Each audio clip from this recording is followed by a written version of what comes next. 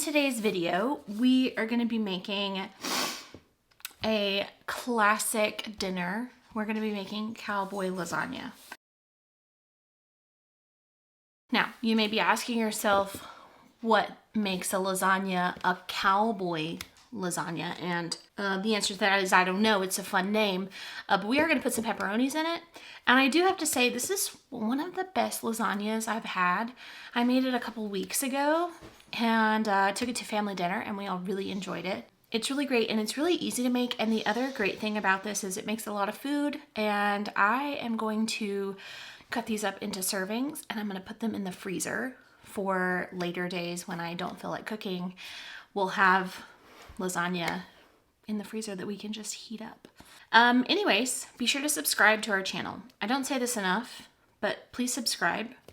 It really helps us out. If you want to be notified when we upload, you can click the bell icon. We like to make videos like this. It's really great making these simple videos so that we can teach more people how to cook and how to do stuff. So if you like these videos, be sure to like, comment, subscribe, all of that stuff. It really helps us out a whole lot. So let's get started. So I have my pan, and I just put in a little bit of olive oil. That's not necessary. I probably shouldn't have done that. Depending on the fat content of your ground beef and your pork, you probably won't need to do that. So this is my Italian sausage, and I'm doing half Italian sausage, half ground beef. You could do all ground beef or all Italian sausage. It's up to you. That part really doesn't matter. They're going to cook the same. They're going to kind of go the same. So you just want to cook that until there's no more pink left.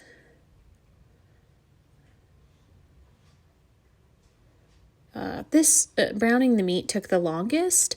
And it took probably like 7 or 8 minutes, and I just trimmed the footage down so that you just kind of see the highlights. Here we are. We're almost there. There's still just a touch of pink left. And you also want to make sure that you are breaking up the ground beef so that it's pretty small. That's just how I prefer mine. I guess if you don't really want to do yours that way, you don't have to. But okay, so now we're going to start layering. And we're going to start with a little splash of our pasta sauce on the bottom. And then I am using the ready to bake lasagna noodles. They worked great. If you want to use these, you just want to make sure that they're not touching the bottom of the pan and they don't touch each other. They can't overlap. Now, I went ham with the cheese. There was no measurements here. If you want to see the actual recipe, I'm going to link it below so that you can see actual measurements. But honestly, with the filling part, with cheese, come on, you can measure the cheese with your heart. You don't really need, an exact measurement for that. Put as much or as little cheese as you want. I think that's probably about half a cup of cheese, of ricotta cheese on each layer. I like cheese in my lasagna. So I did a little cheese, a little meat, I'm doing a little sauce, and then I'm going to put in some mozzarella and some Parmesan too. And then the thing that makes this a little bit different is we're going to add pepperonis. That's what's going to go on each layer. And it doesn't really matter what order you put them in. I do it differently every single layer. The only thing that is kind of important just to make things easier is that you put the ricotta directly on top of the noodles. And that's so that you have a harder surface to scrape the ricotta off of your spoon or knife or whatever. That's that's kind of the one rule that I follow when I'm making a lasagna, is I always start with ricotta, but then the rest of it really just does not matter. So, and then I did a little Parmesan on each layer. Again, like I said, I went a little crazy with the cheese. And if you want to see exact measurements, if that's something you feel like you need, it will be linked down below. So, just a little dollop of ricotta. And you could skip the ricotta completely. I wonder if you could substitute the ricotta for cream cheese, because I know some people don't like ricotta. That's the thought. Maybe some cream cheese, although I don't know.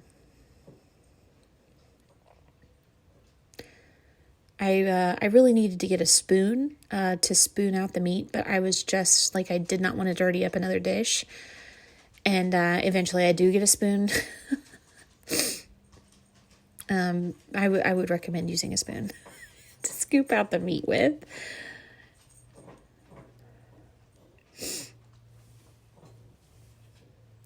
But making this lasagna is super easy. And the great thing about it is that I made this whole lasagna for my husband and I, and then I'm going to take the lasagna, cut it up, and put it in the freezer, and we'll have lasagna freezer forever.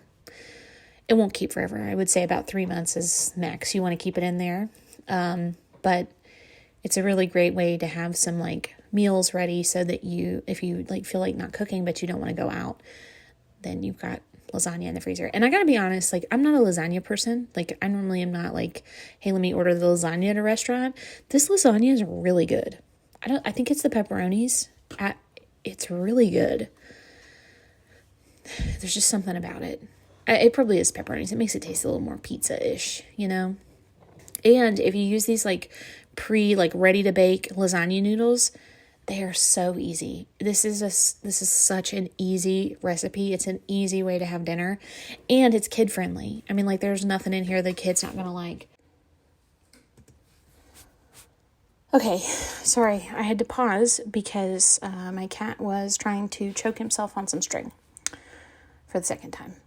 Anyways, that's what it's like owning a cat, in case you wanted to know. Can't do anything around here. So this is the final layer. Again, just not anything special. The only thing that I'm going to do a little bit differently is on top. No, this is the middle layer still. But the only thing that I'm going to do for the top is put down a little bit meat and then top it with a little extra cheese so that it gets like a nice cheesy crust. Again, I really like a lot of cheese in my lasagna. If you don't have to use as much cheese. And like I said, the actual recipe will be linked down below. It goes to a blog post, which is the Loaves and Dishes blog. And there's a convenient button at the top of the recipe that says jump to recipe. And if you just click that, it will skip past everything in the post and take you straight to the recipe. So just doing this last layer here. And like I said, this makes a lot of food. This makes a lot of lasagna. So we're putting the last little bit of sauce on. I used the last of the pepperonis, and now I'm going to use the last of this cheese. I did open another bag, so there was a little extra cheese.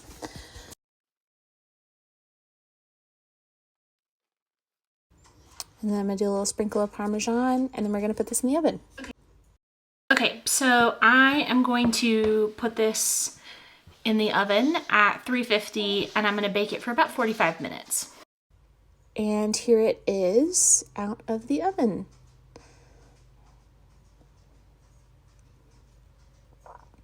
It was a little bit hard to scoop out, as all lasagnas are. I mean, like, they just kind of come apart when you're scooping them. But there it is. And if you want to see more recipes, be sure to check out Loaves and Dishes, and thanks for watching.